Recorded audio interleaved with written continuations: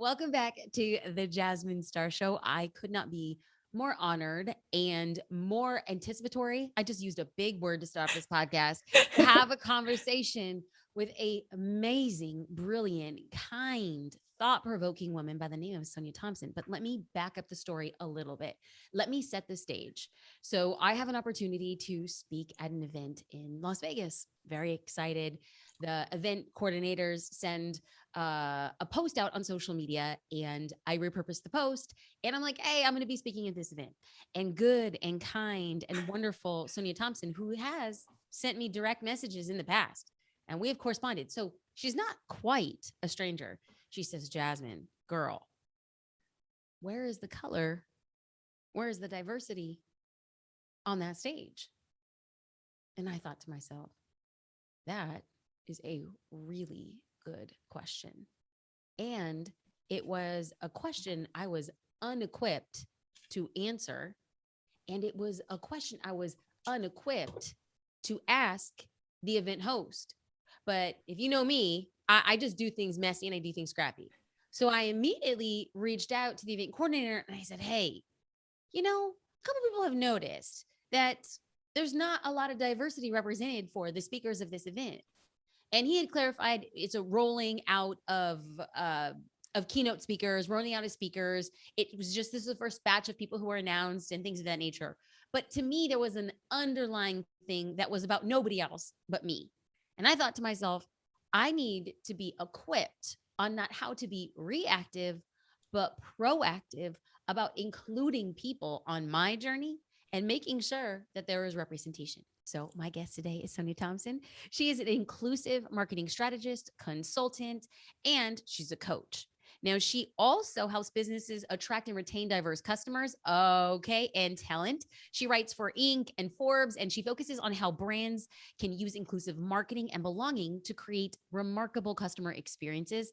And she is no stranger to a podcast. She hosts the Inclusion and Marketing Podcast.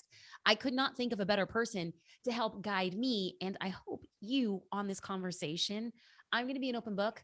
I'm going to be the first to say I have a lot to learn, but I couldn't be more excited that I have a very good coach to guide us and me first and foremost, just me. If you take anything from it, that's good. But this is going to be a little bit of a selfish conversation to say, Sonia, shape me in learning how to be a better advocate. So, Sonia, welcome to the show. Thank you. Thank you so much for having me. It's a joy to be here.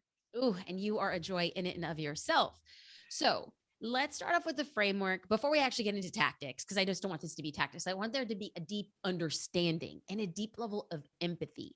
So what's the connection between belonging and our ability to attract and retain a diverse group of customers? Let's start with listeners first. Like, this is beyond like, hey, help me get better, but like, what's the big reason here?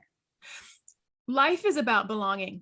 And because of that, business is about belonging. So, in life, as humans, as people, we are always looking for a place where we know that the people around us, they see us, they accept us, and they get us. I read something in Chris Brogan's book years ago. It was The Freak Shall Inherit the Earth. And he was saying that belonging is whenever you finally are able to exhale a breath that you didn't even know you were holding, because you know that the people around you get you. And not enough of us feel that on a regular basis. So because life is about belonging, business is about belonging, because people aren't compartmentalizing that feeling. They want to feel it on a regular basis. So whenever it comes to the brands that we are engaging with the brands that we're giving our money to, a lot of times we are going to give it to those people who take the time to see us, to not treat us like an afterthought, not treat us like they just want our money, but they actually care about us as individuals, as people beyond the problem that their business helps us solve. And that's how you feel like you belong. And whenever people feel like they belong, they reward the business with their attention, their adoration, their loyalty. They tell all their friends, they stick around, they buy more of your stuff, because in a lot of instances, people, particularly people who are part of underrepresented and underserved communities, are used to being ignored. So whenever somebody does make them feel like they belong, they're not letting go anytime soon. Oh, that's listen, if nothing else, if you want to be completely removed from the emotional part, the core, the value, the principle, even if you want to be removed from all of those things, what Sonia is saying is an agnostic approach of when you care about people, or at least it makes it look like you're Right. including people, they stick with you. Wow, Absolutely. what a low, low, low bar. And yet, so many of us don't hit it. Thank you for explaining just how low the bar is for us to say, hey, inclusion matters. So, I want to talk a little bit more about the impact of it. Okay, so now that we're aware that Right. by showing inclusion, people stick around, what's the impact of representation? And like conversely, not seeing yourself represented in visual imagery. So we hear the phrase a lot, representation matters, and people say it. And I think a lot of times people see it, they nod their head, they get it. But to make it real, representation or seeing yourself or who you aspire to be reflected in visual imagery or not has the power to impact how a person feels about themselves or what they even think is possible for themselves. So if you are somebody who is used to seeing yourself represented, you see yourself in visual imagery, you see yourself in movies, you see yourself in media, you see yourself in entrepreneurial circles, the thought might never cross your mind that I don't belong here or this isn't for me. But if you're somebody who's part of a group that is often not represented or misrepresented, you kind of are receiving these signals over time that say this isn't for you, you don't belong here. So this isn't political at all, but think about whenever Vice President Kamala Harris was sworn in, how parents and little girls were rejoicing because now they felt like their daughters could say, I can hold this office one day, because they saw somebody who looked like them in that position. Conversely, a couple of years ago, Cosmopolitan UK put Tess Holliday on the cover of their magazine, and Tess Holliday is a plus size model. And there were people rejoicing all over the world. There were women rejoicing. One woman wrote on Twitter, if I had seen images like this growing up, it wouldn't have taken me 25 years to love my body, right? It has the power to show people that just as you are, people like you belong in this space. Or it has a power to say, just as you are, people like you don't belong here, right? And so these signals are being sent, whether or not people are saying them, but images are always speaking, whether that's photography, whether that's who you got in a speaker lineup, whether that's who you're having a video, whether that's the team, what you're showing on Instagram. It happens in every way. Images are always communicating. So it's just a matter of remembering. I did a study last year, the state of representation in marketing, and I asked people to write in, what is the thing that you want brands to know about representation? And someone wrote in, this is the one that stuck out to me the most. They said, I want them to know the harm they do by underrepresentation. And just to know that brands have power. You have power, no matter how big your brand is. If it's one person, you have power to make another person feel seen and like they belong, and that they can do something. And you also have the power to send them that signal that you don't belong here in this space at all, and neither do other people like you. Ooh. So we have this conversation and we understand that we have the ability to include people and that our connection to belonging plays a role into that. And it could be extraordinarily advantageous for your business. But let's say somebody's sitting here listening and they're like, yeah, but not sure.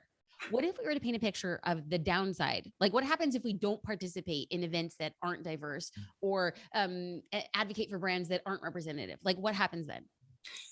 So if you're participating in events that aren't diverse, one, let's say I'm walking around and I see a conference, I see a brand that doesn't do a very good job of representation.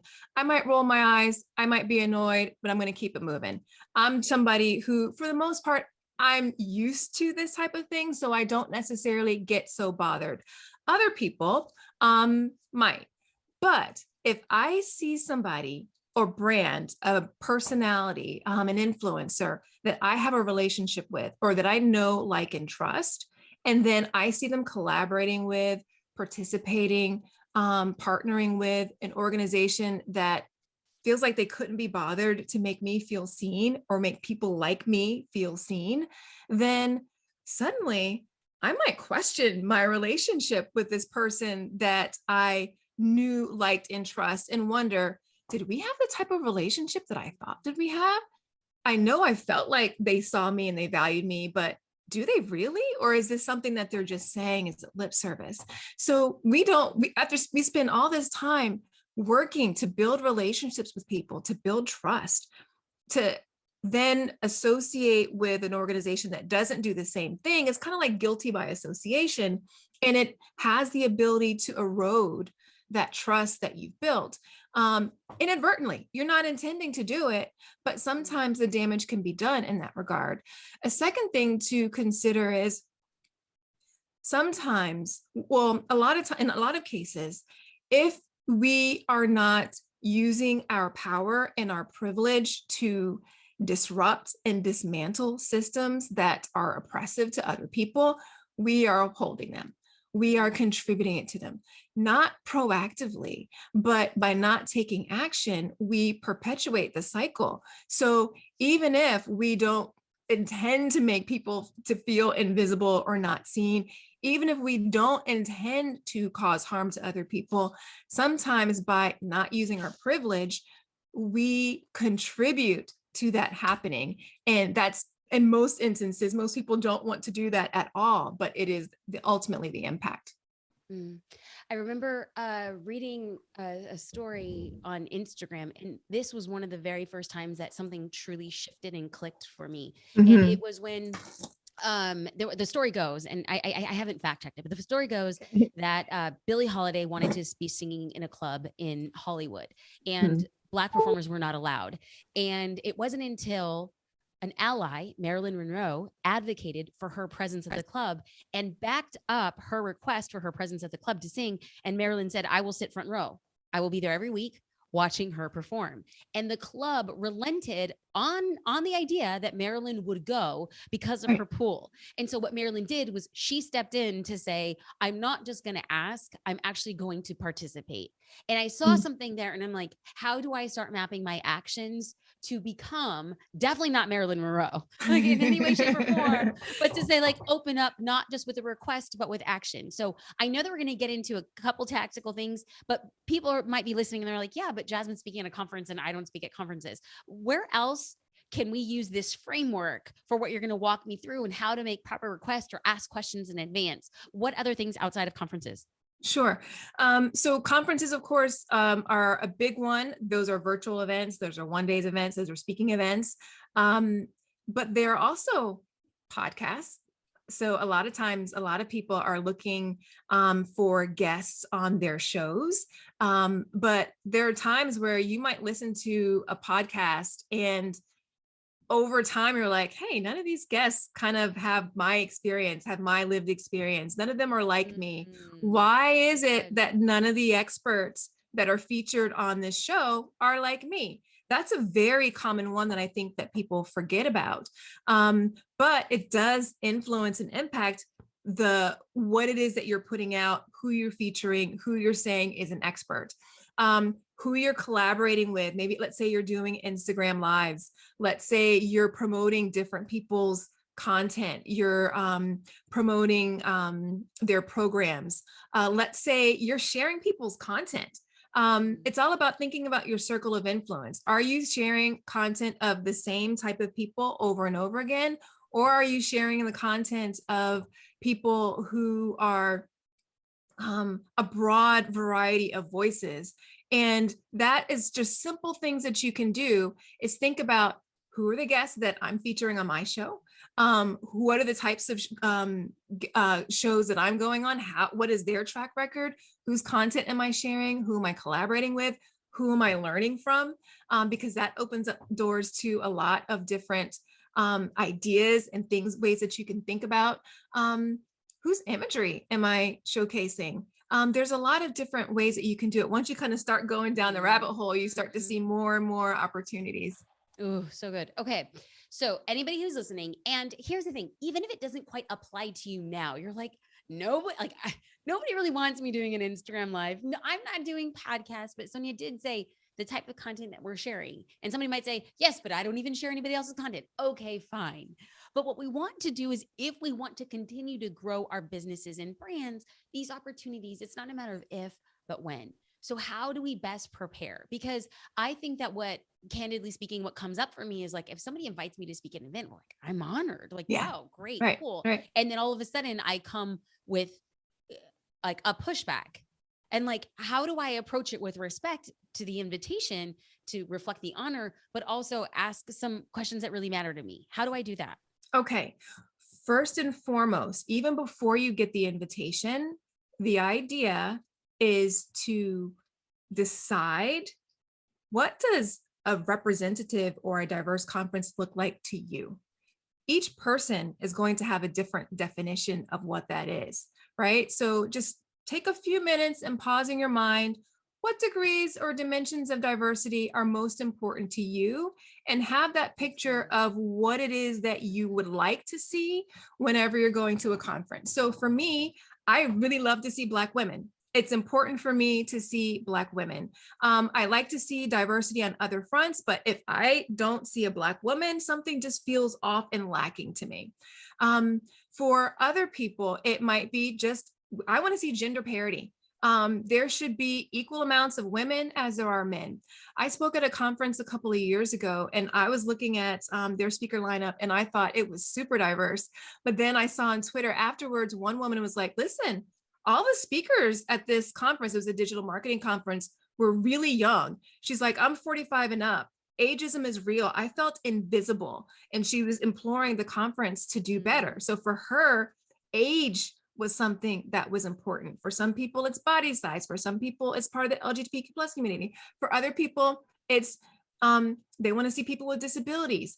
Each person is going to have their own thing or a couple of dimensions that are most important to them. So you just have to decide for you, for your organization, what is that? What is your standard? It doesn't have to be, 50%, 30%, 20. It doesn't have to be that. It can be a very loose guideline, but have an idea of, this is the type of thing that I want to see to make me feel comfortable to take this stage. That's really good. And I think that the percentage of audience listeners who are actually hosting events might feel the anxiety of being like, wait a minute, Sonia just said Black women, equal amounts to men and women. We want some plus size. We want some no ageism. We want disabilities. We want perhaps like gender or non-binary or LGBTQ. And so all of a sudden these event coordinators are like, what in the world? So Right. what I hear, and it's an inference, so I want you to co-sign or not, or tear it apart. But as somebody who's going to participate in an event, you must define what you define as diversity. And it's like it's a loose thing. And for Sonia, it's, I want to see a Black woman represented. Now, as an event coordinator, you might say, we need X and Y.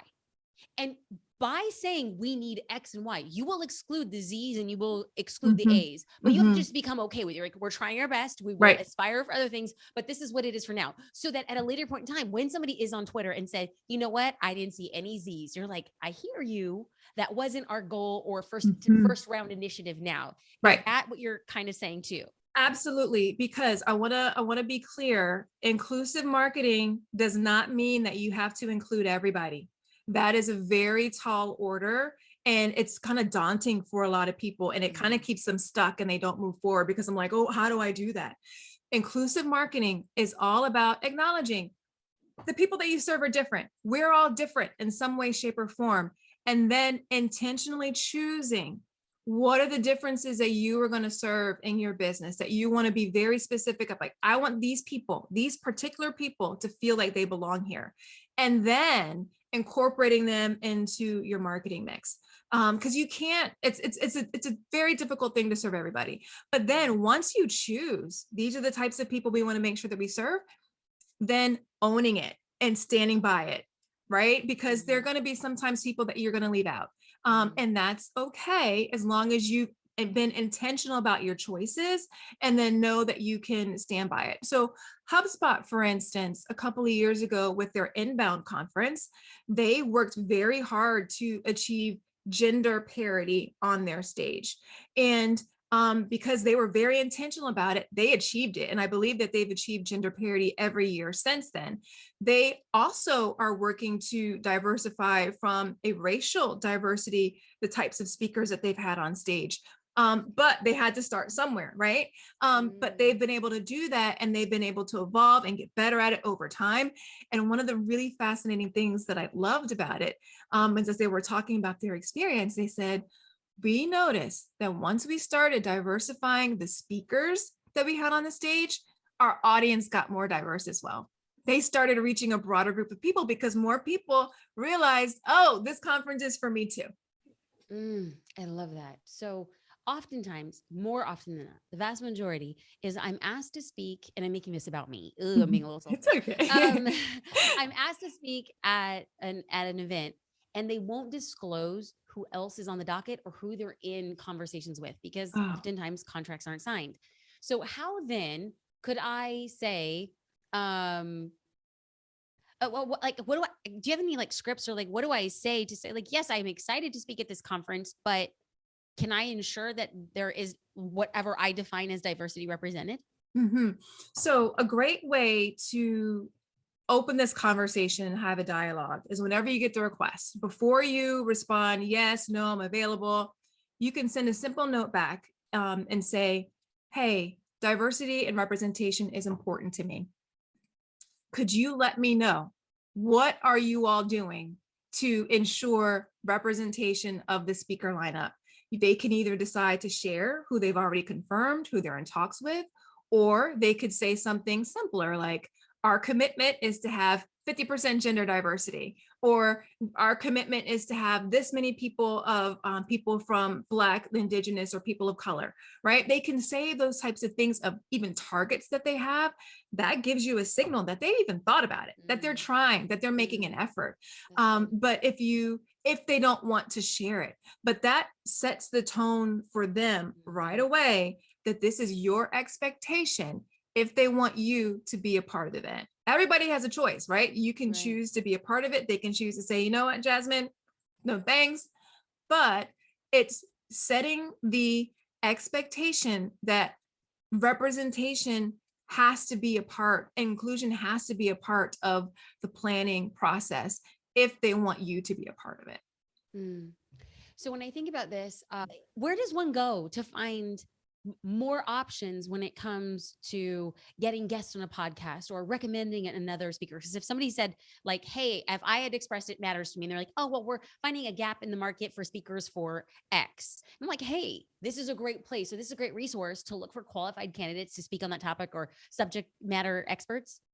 Do you know of anything like that? Like, where might somebody go? There is a resource. I will have to find it and I'll send it to you if you want to include it in the show notes. There is one that's got like a list of speakers on various topics. I think this is BIPOC speakers in particular. However, the way to combat this, because this is a common objection that sometimes people will give or conference organizers will have, we don't know anybody who is part of this community that we could include. And the way to avoid that is to diversify your circle of influence, because more and more people aren't accepting that as an excuse or an explanation. People aren't giving passes that you didn't know. So what their expectation is that you should proactively say, these are the numbers that we're trying to hit. These are the people that we want to make sure feel seen and that we're going to serve. So if we want to make sure that we hit these numbers, how can we build our network today, a year in advance, 6 months in advance, so that we've got people who are part of these communities that we want to be able to serve, that whenever it comes time to put things together, we have a pretty good working list, or we have people that we know that we can tap into who know other people. The challenge is that a lot of times people are reaching out to their friends. They're reaching out to people that they know. But The problem with that is most people's networks look like them. There's actually a scientific term for this. It's called homophily. And really it just means birds of a feather flock together. We hang out with people who are like us, our friends think like us, have backgrounds that are similar than us, and it just continues to perpetuate the cycle. So if we want to have a broader network of people who we can tap into or are part of different communities, particularly the communities that we want to serve, we have to be intentional. There's that word again, intentional, about actively working to build and cultivate a network of people who are parts of these communities. And the more we build and strengthen those networks, the more people we have access to, the more people become top of mind, the more we're actively going to be thinking about diversity, equity, inclusion, and belonging. It just becomes more of a muscle that you gets worked automatically versus something that, oh my gosh, I completely forgot about that. I didn't think about it until the last minute. Oh, that's so good. So can you tell me a little bit how did you get into this space? How did you become such an advocate? How did you find your voice to advocate for others? So I'm a marketer by training, and I spent a lot of time, I'm coming on approaching 20 years in marketing. But more so, I think this really started to become important to me because of the differences that I have. So I'm a Black woman. I spent 4 years living in Argentina. That's where I met and married my Spanish speaking Argentine husband. We have a mixed race bilingual baby. We relocated to the US last year. So now Jonathan is an immigrant. So seeing the world through his eyes. I follow a gluten-free diet for health reasons. I battle autoimmune disorders. I'm left-handed. There have been, because of all these differences over the course of my entire life, I've experienced what it feels like to be excluded, to not feel seen, to feel like an afterthought. And there's been a lot of frustration associated with that. But then I've also seen the euphoria that comes whenever someone just takes the time to add gluten-free options to their menu at a restaurant. Amen, girl. As a fellow gluten-free, like I'm just like, thank you for taking the 0.002% of this menu to be accommodating. I appreciate that. Absolutely. And making it so it doesn't taste gluten-free. That's right. Cardboard with some sauce is not fun. It's just not fun. No. But when you combine all these experiences that are my life, it's what I live on a day-to-day basis that has just made me such an advocate for belonging. And I want everybody, I believe firmly that everybody deserves to feel like they belong. So I want to make sure that I'm using my power and that I am helping other people use their power to make sure that more people feel like they do. Sonia, thank you for sharing your insights. Thank you for sharing your gift. Thank you for empowering us and not saying you're doing it wrong. You're saying there's an invitation to perhaps consider a different way that includes a lot more people. That approach, your intention, and how you reach out to others is unmatched and unrivaled. I am humbled by the time that you took to educate me privately. I am humbled that you're taking your time and investment in teaching me, and along with tens of thousands of others listeners. Your investment in this moment will not come back void. I just want to say thank you 1,000 times over. I look forward to standing next to you and slightly behind you, champion for multi versions of diversity in our own way, at our own time, to be more inclusive over time. I appreciate you. How can people go deeper with your podcast, with your resources? Just dig deep in the Sonia Thompson world. Sure. Thank you. It's been my pleasure and joy to be here.